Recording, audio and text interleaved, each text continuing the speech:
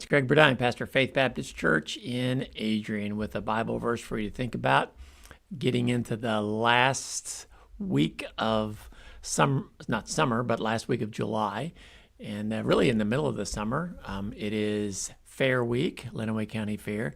Used to be that you could tell there was stormy weather because we had the fair, but this has been a pretty good week for the fair.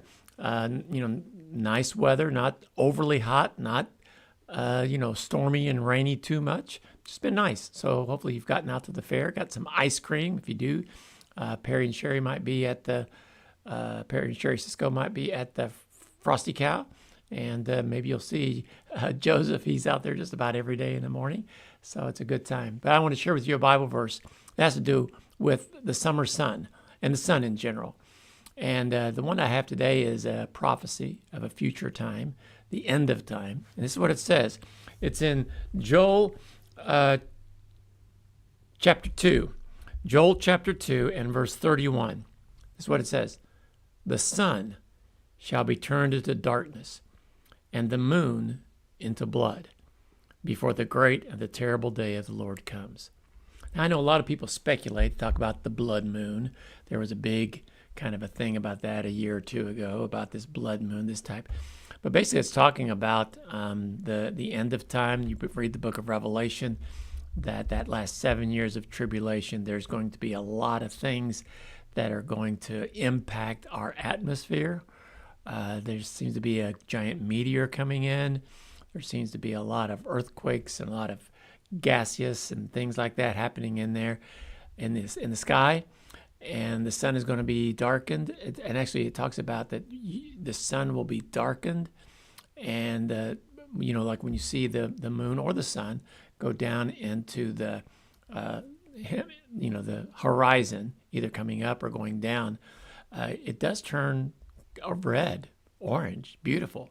And it's because you're seeing it through a lot of our the stuff, particles in the sky. Sometimes they even say it's pollution, but regardless, you're looking at it through kind of a lens of the sky.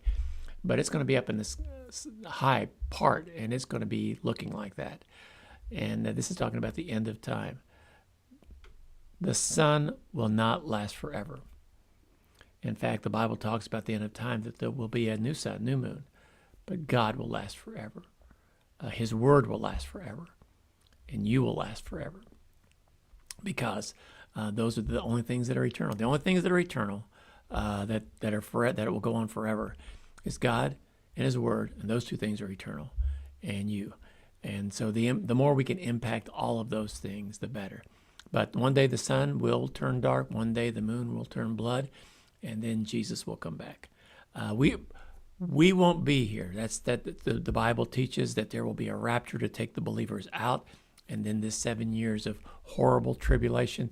There's a lot in there. A lot of people like to speculate and think about what it's going to be like, but just realize this: we're not going to be here, so it's not that really big of a deal about what happens there, although it's interesting to know. And you can read about that in the book of Revelation, also Matthew chapter 24 and a couple of other Gospels. Jesus mentions it there. But just know that He's got the whole world in His hands, God does, and He's got you, and He's got our future.